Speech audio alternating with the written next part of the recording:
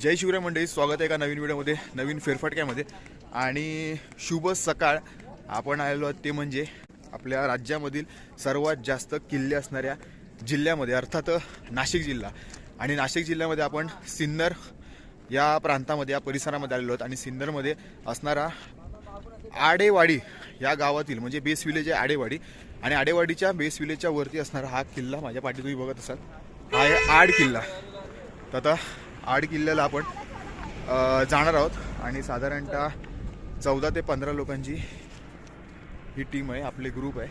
तर हाच प्रवास आता पुढे आपल्याला पाहायचा आहे किल्ले आडचा.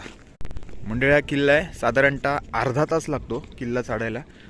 आणि या पूर्ण आडेवाडीच्या गावाजवळ आपल्याला जागोजागी हे पवनचक्की दिसतात, म्हणजे बऱ्यापैकी हवा आहे तिथे. तर बघा किती मोठ्या प्रमाणात तिथे हे आहेत ते पवनचक्क्या. किल्ला असा भरपूर मोठा वाटतोय, पण फक्त अर्धा तास. पब्लिक सगळी धावते का ते तुम्हाला सांगतो, कारण की ना साधारणतः 9 ते 10 डिग्री अंश सेल्सिअस तापमान इथे फक्त. म्हणजे आपण AC पण मंडळी ठेवला तर 18 किंवा 23वर ठेवतो. आणि इथे तापमान सकाळचे वाजले आहेत, तुम्हाला सांगतो 7 वाजले आहेत. 7 वाजता हे टेम्परेचर आहे मंडळी, विचार करू शकतो. हात असे ना सुकलेत, तडतडलेत, लाल झालेत आता. आणि मस्त सूर्योदय होतोय सकाळची. पहाट तुम्ही बघू शकतात. खरी मॉर्निंग पाहिजे असेल आणि ते पण नेचरमधली, निसर्गामधली, तर ही खरं मॉर्निंग आहे. कारण आपण मुंबई पुण्यामध्ये शहरामध्ये राहतो आणि तिथे जी मॉर्निंग आहे त्या मॉर्निंगला मी तर म्हणून काही व्हॅल्यूच नाही आहे. आणि इथे पण पवनचक्क्या बघू शकता तुम्ही, किती मोठे मोठ्या पवनचक्क्या आहेत. आणि हा आपला किल्ले आड. सकाळची पहाट, स्वराज्यातील किल्ला आणि इतिहासाची आवड असणारी ही सर्व आपली मंडळी. 7:10 आपण ट्रॅकला सुरुवात केलेली आहे. अर्धा तासाचा ट्रॅक आहे असं माहितीमध्ये आपल्याला दिसतं. तर बघूया, 7:10 म्हणजे 7:20, 7:30, 7:40, 7:40पर्यंत आपण पोचतोय काय बघू. ही पाण्याची टाकी, जर तुम्ही कधी आलात तर या वाटेने आलात तर तुम्हाला पाण्याची टाकी लागेल. आमच्या ग्रुपमध्ये सगळ्यांनी उडी वगैरे आणलेले, जॅकेट आणलेले, झिपर आणलेले, स्वेटर आणलेले. एकच आमचा असा प्राणी आहे त्यांनी काहीच नाही घालून आलेला. जय शिवराय. आणि फक्त एकसारखं ना हेच दृश्य बघत राहावं असं वाटतंय. खूपच भारी वाटतंय, खूपच भारी. अशी जरा काटेवाले झाड. चला हा तिथून तर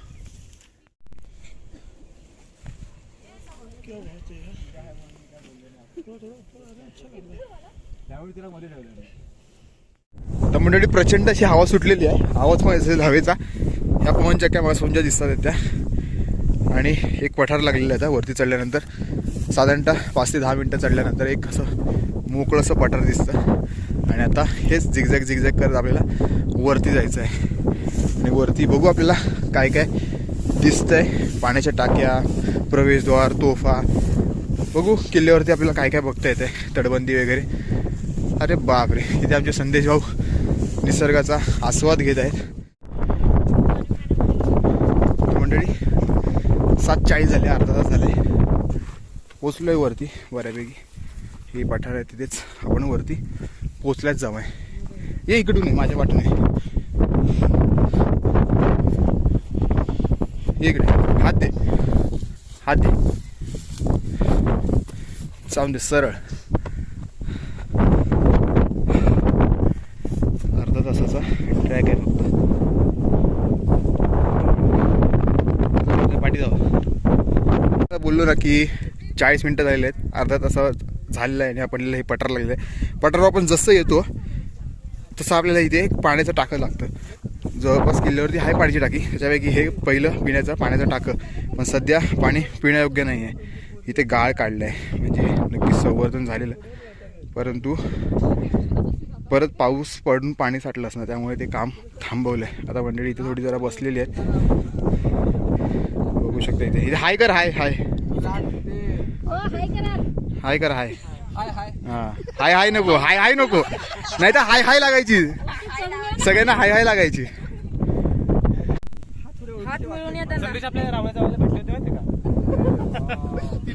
मंडळी वरती पठारावरती आपल्याला अशी गाई बैल गुरढोरं दिसत आहे. इथे चढायला आपल्याला कठीण वाटतंय. ही लोक चढून वरती येतात, विचार करा. बोला, तुम्हाला बोललो मंडळी की या किल्ल्यावरती पाण्याची टाकी आहेत. त्यापैकी एक असं प्रसिद्ध असं टाकं हे बऱ्याच प्रमाणात विभागलं गेलं आहे. 1 2 इथे मध्ये पण 1 3 आहे, 4 मग 5 मग 6 आणि परत तिकडे 7 आहे. ते बुजले. पाण्याची टाकी कशी बुजली जातात ना त्याचं उत्तम उदाहरण आहे. बघा तिथे वरती कसा त्याच्या मोठ्या प्रमाणात दलदल झाली आहे, माती साठली. हे बघा, हे पण टाकच आहे. एवढा भाग पण सगळं संवर्धन केलं की काढलं तर इथे पण नक्कीच पाणी आहे. पाणी पिण्यायोग्य होऊ शकतं, फक्त संवर्धन करायला पाहिजे. तर मंडळी मी किल्ल्याची माहिती वाचलेली किल्ल्यावर येण्याआधी आणि आता पण मध्ये मध्ये वाचतोय मी. तर किल्ला जवळपास ना 4000 फूट उंच आहे, म्हणजे समुद्र सपाटीपासून. पण चढायला फक्त साधारणतः अर्धा तास लागतो, मग अशीच बोलल्याप्रमाणे.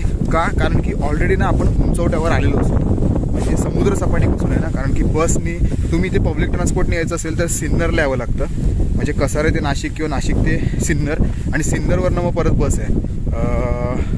खालची जी वाडी आहे आडेवाडी म्हणून, तिथपर्यंत बस आहे. तर असंच चालता चालता पुढचे पण टाके आपल्याला दिसत आहे मंडळी. आता मी डायरेक्ट तुम्हाला सलगच व्हिडिओ दाखवतो. इथे पण पाण्याचा साठा तुम्ही बघू शकतात.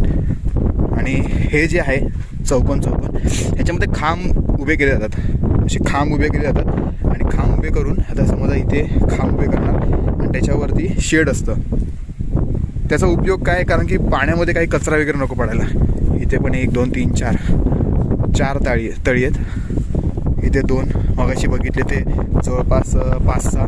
त्याच्या पुढे एक बघितलं स्टार्टिंगला आपण एक मोठ्या प्रमाणात पाण्याचा साठा, म्हणजे राफ्ता भरपूर होता. राफ्ता अर्थात किल्ल्यावरती मोठ्या प्रमाणात वस्ती होती. किल्ल्यावरती एक प्रवेशद्वार पण आहे, ते पण आपण बघूया.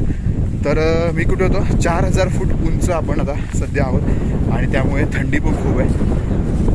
आता वाजले आहेत सकाळचे 8. हवा पण खूप आहे आणि थंडी पण खूप आहे अजून पण. पुढची जी तलाव आहेत टाकी आहेत, 4 टाकी. त्याच्या जरा वरती आलो पण टेकाडावर चढल्यावर आपल्याला इथे एक शिवपिंडी दिसते. ही म्हणतात की या टाक्यांमध्ये होती, साफ करतानाही सापडली आहे. तर त्याच्यातपैकीच एक हे इथे एक वास्तू आहे, ती सुटलेली भक्त वास्तू. आणि अशा प्रकारे हा इथला परिसर. आकाश बघू शकता तुम्ही कसं आहे पूर्ण. मंडळी तिथे ती शिवपिंड आहे तिकडे आहे आणि तिथून आता तिकडे चालली आहे.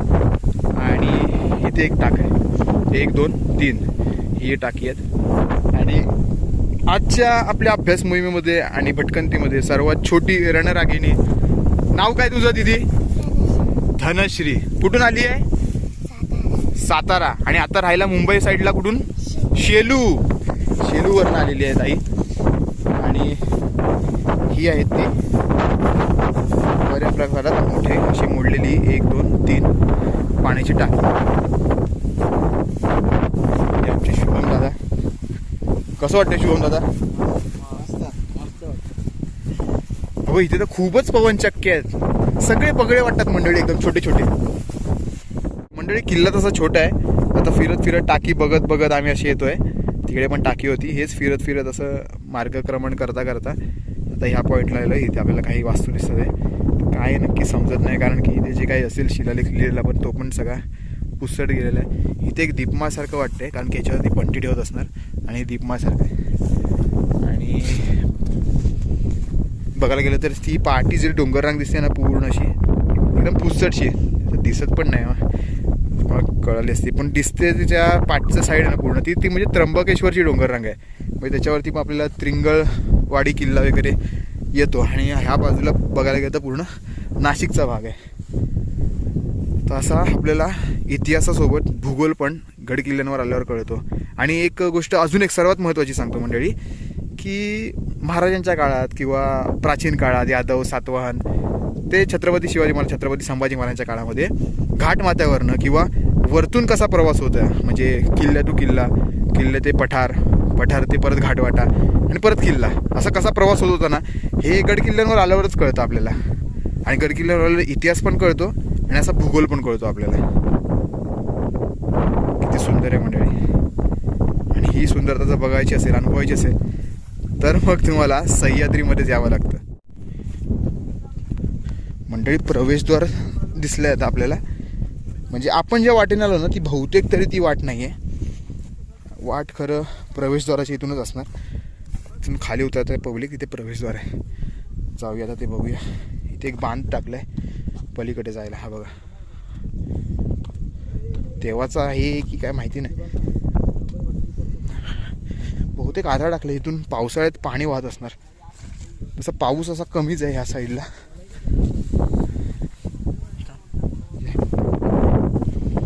चला आपण प्रवेशद्वार बघूया. किल्ले आडवरील महादरवाजा, इथून जाऊया. ही गवत आहेत ना, अशी गुळगुळीत झाली आहेत. पाय सटकायची भीती आहे. पण ट्रॅकिंग करायची असेल किंवा सह्याद्रीमध्ये भटकंती करायची असेल, इतिहास जाणून घ्यायचा असेल, अभ्यास करायचा असेल, तर तुम्हाला सर्वात चांगला सीझन किंवा सगळ्यात चांगले महिने हे नोव्हेंबर, डिसेंबर, जानेवारी आणि फेब्रुवारी. मंडळी, हा आहे प्रवेशद्वार. ही आहे वाट प्रवेशद्वाराची, या पायऱ्या. आणि मी बरोबर आहे ते म्हणजे प्रवेशद्वारावर उभा. मागे दाखवतो तुम्हाला. हे बघा, ही आहे मुख्य राजमार्ग. आणि इथे दिवाबत्तीची एक सोय आहे. आणि इथे ओंडसे टाकण्यासाठी आहे, म्हणजे दरवाजा बंद करण्यासाठी, लॉक करण्यासाठी. एकदा मी पलीकडे जाऊन तुम्हाला नीट दाखवतो. तर सावकाश इथून, कारण की इथून एकदा निसटलं की सरळ खाली. त्यामुळे स्वतःचा प्राण जपून आणि सावरून. हे बघू शकता किती सुंदरशी हे प्रवेशद्वार आहे. ह्याची कमान ढासळली आहे, परंतु अवशेष आजही इतिहासाची साक्ष देतात. आणि इथे नक्षी होत्या, हे कसं कळतं आपल्याला, तर हे बघू शकता. आपल्याला नक्षी काम इथे दिसतंय. दगडांवरती नक्षी होती. म्हणजे प्रवेशद्वाराची कमान पण खूप सुंदर असणार, भव्यदिव्य असणार. आणि त्याचे जे दगडी आहेत, त्याची जी तडबंदी आहे ती ढासळलेली, इथे आपल्याला दगडे दिसतात. आज आपले किल्ले, गडकिल्ले, लेणी भग्नावस्थेत आहे मंडळी, परंतु याचा इतिहास खूप जाज्वल्य आणि खूप प्रेरणादायी आहे. दम लागला आहे, त्यामुळे आवाज पण थोडा हे होता. आणि थंडी असल्यामुळे ना घसा असा सुकला आहे. इथे एक धरणासारखं आहे काहीतरी, आणि पवनचक्क्या आपल्याला एकसारखे दिसत आहे. त्यांचं ना आवाज येतो एक, सुझलॉन कंपनीचे आहेत. किती पाठपर्यंत गेल्यात त्या, बापरे. त्या मंडळी हे पण आहे ना ऑलरेडी वरतीच आहे. ह्याच्या खाली घाट, म्हणजे उतरून खाली जायचं आहे. म्हणजे पठारावरती किल्ला, किल्ल्याचा पठार, आणि किल्ल्याच्या वरती हे बालेकिल्ला. चला आता जाऊया. तर म्हणजे जसं आपण ते टाकं वगैरे बघून येतो, त्याच्यानंतर आपल्याला इथे वाड्याचे, काही सदरेचे अशी अवशेष दिसतात. पुढे पण आहेत अजून, ते आता बघूया. हे त्याआधी एकदा पाठी जातो मी आणि तुम्हाला दाखवतो. हे बघा, हे वाड्याचे अवशेष आहेत. काही राहिलं नाही, भग्नावस्थेत. पुढे जाऊया आता आपण. व्हिडिओ मंडळी आवडली तर नक्की लाईक करा, शेअर करा आणि आपल्या चॅनलला सबस्क्राईब करा. नाशिकमध्ये आहोत आपण. सिन्नर प्रांत आहे, सिन्नरचा परिसर, आणि त्याच्यामध्ये असणारा हा किल्ले आड वाटेवर असणारा किल्ला. किल्ल्याचा जो परिसर आहे ना, साधारणतः वरती तो 40 ते 41 एकरावर पसरलेला आहे. आणि अर्धा तास लागतो वरती चढायला. आणि वरती आपल्या पाण्याची टाकी, प्रवेशद्वार, हे असे वाड्याचे अवशेष, काही भग्न अवस्थेमध्ये असणारे दगडी शिल्प, आणि त्याच्याबरोबर आपल्याला एक शिवपिंड दिसली आहे.